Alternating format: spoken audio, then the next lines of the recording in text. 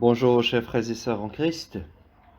Nous clôturons déjà notre semaine de méditation autour de la parole de Dieu et ce matin, nous écoutons l'évangile selon saint Luc au chapitre 17, les versets 26 à 37.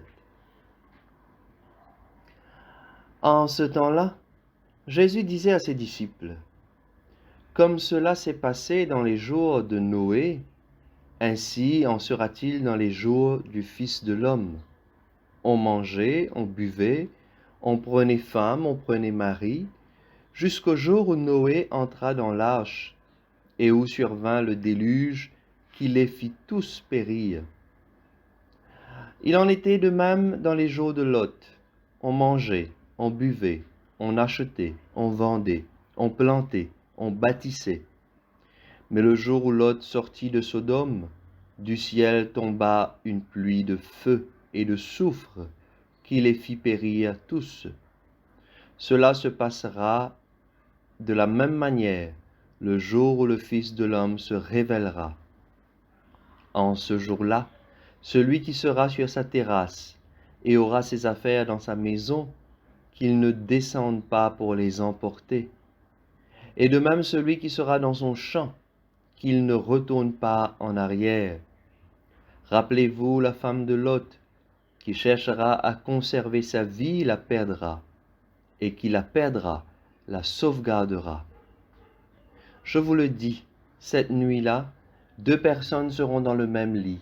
L'une sera prise et l'autre laissée. 2 femmes seront ensemble en train de moudre du grain. L'une sera prise, l'autre laissée. Prenant alors la parole, les disciples lui demandèrent, « Où donc, Seigneur ?»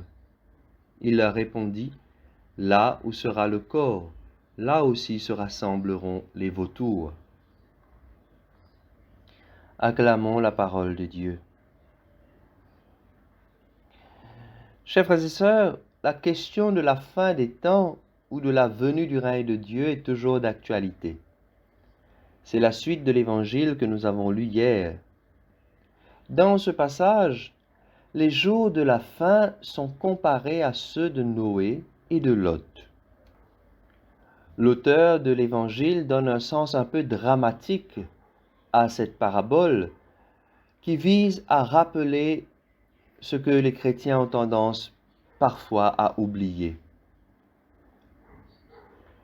Ce jour, le jour du Seigneur, sera le jour du grand jugement. Et donc, nous devons tenir compte de tout ce qui peut arriver de manière soudaine. Des catastrophes naturelles, cyclones, inondations, sécheresses, accidents, maladies. Nous ne pouvons pas toujours tout prévoir. Nous connaissons bien l'histoire de Noé et de Lot, le neveu d'Abraham. Nous retrouvons ces histoires dans le livre de la Genèse. Dans la tradition juive, on considère les personnes de l'époque de Noé comme les plus grands pécheurs. Et ne parlons même pas de la réputation des gens de Sodome et de Gomorrhe. Pourtant, Jésus aujourd'hui ne parle pas des actes pervers comme ceux que pratiquaient les habitants de Sodome. Il aborde tout simplement les questions de la vie ordinaire. Celui qui a ses affaires dans la maison, les femmes en train de moudre le grain, 2 personnes au lit. En énumérant les préoccupations ordinaires de la vie la plus quotidienne, manger, boire, se marier, acheter, vendre, planter, bâtir, son éclairage est différent. Jésus montre bien que l'on était aveugle autrefois vis-à-vis du sort qui menaçait. À quel point on était insouciant de Dieu. On n'avait pas souci de Dieu. Nous étions plongés dans nos activités quotidiennes sans tenir compte de ce qui pouvait arriver à n'importe quel moment. Un seul homme avait dans chaque cas le comportement approprié.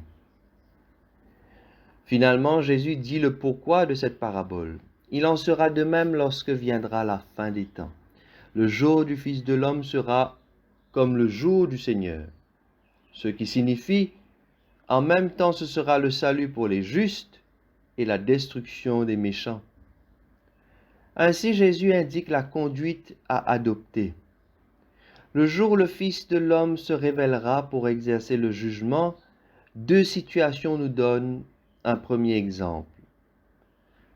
Qui sera sur le toit de sa terrasse devra fuir et ne même pas penser à ramasser ses affaires. Et qui travaillera dans son champ ne devra pas retourner en arrière. Ces deux situations nous disent quelque chose de simple, chers amis. Quand l'heure viendra, nous n'emporterons rien avec nous, ni bien matériel, ni même notre orgueil, ni même notre vanité. Et quand nous avons choisi de suivre le Christ, il ne sert à rien de regarder en arrière et regretter le chemin que nous avons pris. Qui cherche à sauver sa vie en misant sur ses propres forces, celui-là perdra tout. À l'inverse, qui saura renoncer à la vie terrestre sans compter sur lui-même ou sur ses biens, s'assurera son entrée dans la vie éternelle. Jésus donne deux autres exemples, deux autres situations sur la manière de conduite face aux événements qui peuvent nous surprendre. Un couple au lit, un sera pris, l'autre laissé. Deux femmes au champ, l'une sera prise et l'autre laissée. Au jour du grand jugement, chers amis, il n'y aura plus de couple, d'amis, de frères, de sœurs. Le jugement ne tiendra pas compte du fait qu'on soit proche de telle ou telle personne. La fin sera une catastrophe qui séparera deux personnes qui dorment dans le même lit, deux femmes unies dans une même tâche au travail. Dieu prendra l'un, l'arrachera à la destruction et abandonnera l'autre à son sort, le laissera périr. Mais attention, il ne faut pas croire que ce sera une injustice. Le seul arbitre ici ne sera pas Dieu. Le seul arbitre ici, frères et sœurs, ce sera nous-mêmes, car tout dépendra de la manière dont chacun se sera préparé à ce jour dans l'ordinaire de sa vie. Et enfin, Jésus ne donne pas de réponse précise sur le jour, la date, l'heure et sa venue. Le message est clair. La fin peut venir à tout moment, sans crier gare, et aucun signe n'avertira les humains. En conséquence, il faut se tenir prêt au quotidien en acceptant de se convertir chaque jour. Amen.